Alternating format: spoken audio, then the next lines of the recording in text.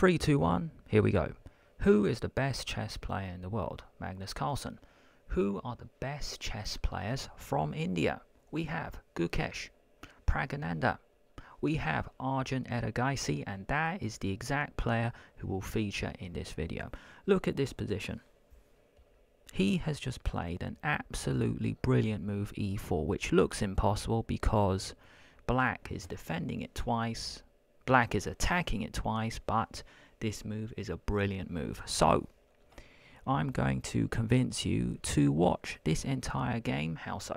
Because you are going to find out how to beat the Slav defense from the white side. This game took place in the Olympiad 2024. It is the best team event of the year. Well, it happens every 2 years. Now I'm going to reverse it just to show you the key moments. If we quickly look at this position, this is an absolutely gorgeous looking position. Why am I showing you lots of green arrows? Because lots of dark squares are now covered. This is the beautiful strategy by Arjun Erigaisi, who could be world champion one day. Let me know in the comments if you think he might make it to the very, very top. Well, he's already at the top. He's number 5 in the world right now. Look at the green arrows. He's controlling so many dark squares. Look at the queen here. Queen and rook. Put the pressure. In a few moments, I will show you how he develops this strategy. So we're going to take it from the top. I'm going to explain all of these green and blue arrows very soon. Here we go. Here we go. The setting is the Olympiad, and he is taking on Lenia Dominguez, a top player from USA. Look in the top right corner and the bottom right corner. You see the ratings of both players. So what are we going to learn in this video? We're going to learn how Arjun Erigaisi defeats the Slav, but really his strategy in this game and a brilliant tactic at the end. So beautiful. Here we go. Every single key point I'm going to put in the comment, in the pinned comment below, and then you can always refer to it with a timestamp. Now the Slav defense is d5 and c6. If you take, you've just got back up straight away. But this is not what was chosen today. You need to keep more tension if you want to win games. Knight f3, knight f6, and knight c3, a6. We have the Chebanenko Slav. Look at the green arrows. Look at the green arrows. These are the next 3 moves by black. So imagine white can play a normal move, which is actually one of the best moves anyway. b5. Oops. Mouse slip. b5. You might lock it up in a5. So black is already getting space, and then this bishop can come out into the center. Bishop here or here, I don't really mind. And then e6. It's actually quite a nice way to play like this with the black pieces. However, in this game, of course, Arjun Erigaisi, one of the top Indian players, one of the top players in the world, sees this. He plays one of the critical responses, which is pawn to c5. Why? Because if black now gets space with b5, then you can just en passant. That's exactly what happens anyway. b6, b5, doesn't matter. Take, and now knight d7, he might want to recapture. No, black plans to strike in the center. Just want to go back to this key moment, because in this position, c5 is not an obvious move. I've played this move before, which is a video I will recommend at the very end. I played a blitz game 4 years ago, where I kept the tension, where I went bishop d2, as shown with the green and blue arrows, and then I kicked this bishop away. Kick it away. Kick it away, attack, and then I won a beautiful blitz game. So I'm going to show you that at the end of the video. I'm going to recommend that. However, Arjun plays this option where we just gain a bit of space. Now we can't go b5. b6, b5 doesn't matter. We're going to take. Okay, now one reason I wanted to go through this game is because I'm also learning from the top players in the world as well. Here he plays a move I've never ever seen before, which is pawn to a3. Why? You want to go b4, knight a4, control the dark squares. That's what the arrows are explaining coming up. Do you remember those green and blue arrows? You're going to see them very soon. If you go knight b6, which is what I thought he was going to do, now knight e5. Come in. If you go queen c7, bishop f4, really white's pieces are just flowing, really. I mean, look at this position. It's already very ugly for black. I have no idea what the queen and knight are doing. So let's go back to this position. This did not happen, so back to the game. Queen b6 played, and now knight a4. We hit the queen, it drops back, and now it's about controlling the dark squares, g3. Very, very interesting move. Every pawn move controls the dark square, e6. Black is actually the one controlling the light square, so we have this very interesting case. But now bishop f4 is a fantastic move, but really it's just a normal move in these kind of positions after g3. Hit the queen, and the cool thing is he doesn't even take. He just controls it, e3. If you take, then I just get another pawn in. I just get another pawn in to control a dark square. So, in the game, a5 played, now rook c1. We put pressure on this. It looks like in this game, Arjun has done absolutely nothing special, and he has a great position already. That's the skill of a top player. It's like they do nothing, and then they're winning. They have a great position. I mean, queen c2, we hit the pawn. Bishop b7, only way to defend. Really, if black can get in the pawn break, that's a really key idea in this position. If black gets in a pawn break, then he's doing okay. He needs to get rid of that weakness. Bishop d3. So much control of the dark squares. I just love the way white is playing. h6.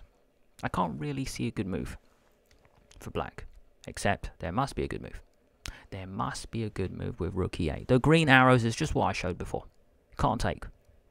You cannot take because then take. And now you've just got so much control, and black is finding it way too difficult to break free. Rook e8 played. Good move. Castle. Rook d1, I mean, and now black it actually gets in the pawn break. You can see 3 green arrows from white, but 4 from black. The knight, bishop, queen, and rook. So he can go for this pawn break, and this is really another cool moment. This is another cool moment. Let's have a look.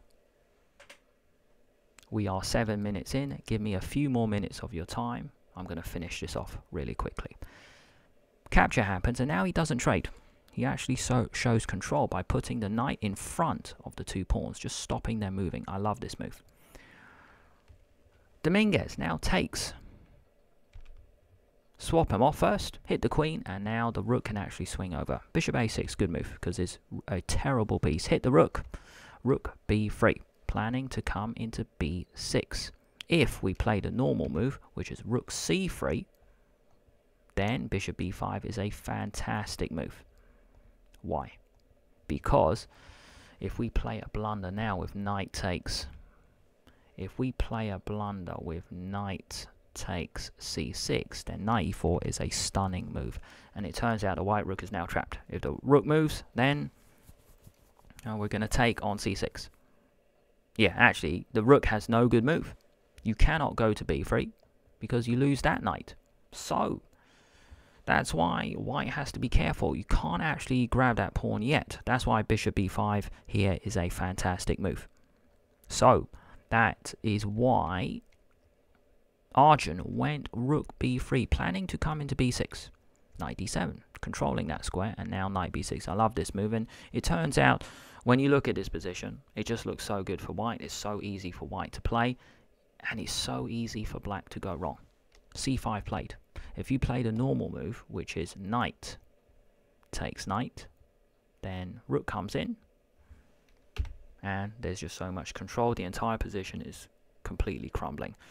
When I look at this game, it's like white did nothing special.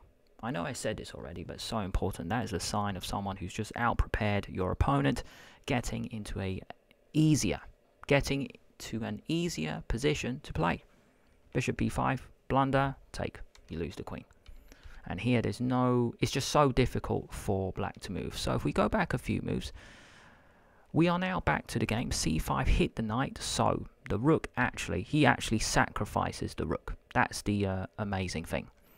You see, one option is actually maybe to move the rook out of the way. That is just so normal. Move the rook there. They might come off. Take. Take. Queen might take. And then it's just so much control. I love it. Oops, mouse slip. Take. And look at that knight compared to the bishop. Brilliant rook. The queen can come in as well. So it's just Such a beautiful, simple, elegant moves by Argent Erigaisi, one of the best players in the world. So this did not happen. Let's go back. Dominguez decides to be active, and rightly so. He hits the knight in the center, take the rook, and now the knight comes in. Hit the queen. There are two options. You can go queen c6 or queen b6. He went c6 and now a4. One option, the knight can dance to d4 to f5. That's why he played g6. A better move is actually c4 here by black. Hit the rook, then the knight can come to c5. That would have been a more active approach, but he did not play that. Now with this chance, rook c3. This is called Alekhine's gun, where you've got your double stack, your double cheeseburger on the c file. Two rooks and a queen attacking c5. Dominguez plays his first blunder, take. This move looks fine because now you've won a pawn, but you've given up that brilliant bishop. You've won a pawn and the squares are guarded. And this is actually the key moment of the intro that I showed you. Let's have a look. We're 11 minutes in. We are going to the tactic very soon. Give me a few more minutes of your time. Rook d1, hit the pawn, queen c6, defend. Rook d3, so it's a shuffle. It's like you have just shuffled the cheeseburger over to the d file. I know that sounds really silly. Maybe I should stop it. It's like if you shuffle once more over, then we've got the Alekhine's gun again. So rook d3, hit d5, and now this is the intro, guys. Knight f6, and an absolutely brilliant move here by white. It looks impossible, and that's why these are some of the most beautiful moves anyway. The impossible looking moves, e4. Amazing. In the game, knight takes was chosen. But if you take with a pawn, then you lose. Rook d6, hit both. No way for black to defend the knight. You are going to be down a rook. Queen moves anywhere, doesn't matter, take. Back to the game. Let's go back a few moves. So an absolutely brilliant move. You know he missed it. Dominguez, black now spent 4 minutes on his next move. Take, take. Now the two rooks dominate the d file. It's good to trade off pieces when you are winning. Rook d8, knight g5. If you are not careful, black to move. Black actually checkmates in 2 moves. Knight check and then queen. But it is white to move. The rooks come off. Take, take. Check. You can come in, it doesn't matter. The queen actually guards both squares and a queen trade might be offered. So the knight actually guards d8. Queen e3. Good move. Hit. And now h4 is possible. Fix the structure. Rook d6. That looks fine as well. And now queen e5. I love this move, showing good central control. How is he going to win this? h4. Now one moment, maybe the queen can retreat, doesn't matter. h4, h3 looks annoying, he actually takes. Now this pawn is actually a nuisance, even though it's a doubled h pawn. Watch this, h5. And the cool thing is he doesn't take. He doesn't take. Check. And now he pushes. If he takes, I think he just opens things up. Let's have a look. Why didn't he take this way? I think I need to learn something as well. That's why you can see my eyes just going to the top right corner, just showing the engine. Ah, fantastic move. I love it. We're actually going to see this move later. When the queens come off, that rook dominates the knight. So that rook can actually go after the pawns. We'll see that very soon. A queen trade might happen, but then the rook is just such a brilliant piece. Okay, let's go back to the game. Good. I've learned something as well. That's a very important skill. If you don't know what the position is saying, you just need to turn on the engine, and you've asked yourself a question, then you know what answer to spot. h5 push, check, king here, so we know we can't take the pawn, and now here. 2 moves. Give white 2 moves, it is checkmate. So black plays a nothing move, then we're going to take the knight, and then queen g7 will be mate. King here. Amazing. You still can't take. Because it's a perpetual. Check. Check. Black actually gets out with a draw. If you go here, you're going to take, and then there's no victory here. What a move. Pinning the queen to the king. So this did not happen. Rook d7 played. Hit f7. Check. Check. Block. Swing the rook over, and now rook e2. Well, what's the big deal? White is starting to get back his coordination. Check. King up. which looks like such a strange move. You guys might be thinking, well, what's he doing? The problem is you go check. You see, you can't actually take that pawn because Erigaisi's queen just comes in. You're going to take on f7. That's why you can't take it. And at the moment, it's like this pawn is like an umbrella. It's a shield stopping white coming through. But it's always so dangerous. Watch this. Coming up, this is just an absolutely brilliant move. One of the best moves in the game. Do you remember before there was pawn to e4? Now there's pawn to h4. Just completely opening up. This move is absolutely stunning. Because you need to get the rook in the game, but at the same time you're giving back a pawn. It's just an absolutely brilliant move. It is really one of the best moves of the game. Take. Now the queen shuffles over. It's very difficult to play this. Now, I mean, I'm learning a lot from this as well. Check. Hit the queen. Okay, so what? Now we can take. Check. Cool journey, as you can see from the green arrows. Check. Why have I drawn a blue arrow? Because the black king will now shuffle over.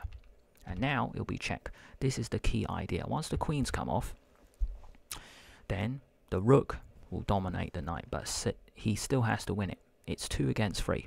Rook e3, I love this move. Look at the green arrow and the red. We defend the pawn and we might shuffle over to attack the a5 pawn. The blue arrow shows the white king shuffling over. Shuffle over. Hit both. And now we can take. You might think, well, what is William talking about? Why not bring it back? Yeah, that's exactly what I thought. But now the king comes in. You might think, well, why not take?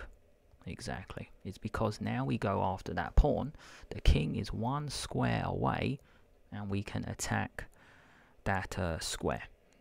What variation did I show? Actually, the white king went this way. It's actually the same thing. Hit both. The knight is actually a terrible defender. You might go back with the knight, but then you take that, and then this is winning. And then this is winning. Right, check, and then you can... Yeah, check, doesn't matter. You can pick up the pawn pretty soon. So, back to the game here. Rook e5, we're almost done. f5, he can't really defend. That's the classy thing.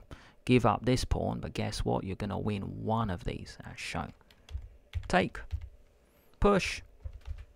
Go back. Pawn for pawn. Knight h3. And now, check. Just an absolutely class move. Absolute class finish here. Check. Check. Absolutely brilliant. Absolutely brilliant from Arjun Erigaisi. You might be thinking, well, what's William talking about? You just take a few pawns. Yeah, but it's how he took the pawns. Rook in. Take, take, here, swing over.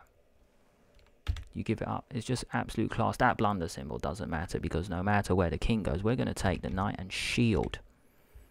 Shield the black king over. There's no way to stop the b pawn. Queening. And then he takes it home.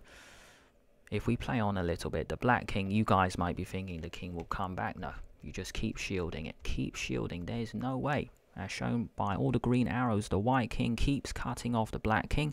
You run the white pawn home. Thank you so much for watching this brilliant game. My normal way to end these videos, top left corner, Magnus Carlsen White Masterclass. New video I released a few days ago. Why am I suggesting this to you? Because it's just like this video. It is a Slav defense. Magnus with the white pieces plays a beautiful game against Moldova Grandmaster Ivan Skitko. Bottom left corner is from the other side. How does Alireza Firouzja win with the Slav? 1,130 views. I released this 3 years ago. And then top right corner is myself. How to beat the Slav. I played a game on Chess24. 2 bishops.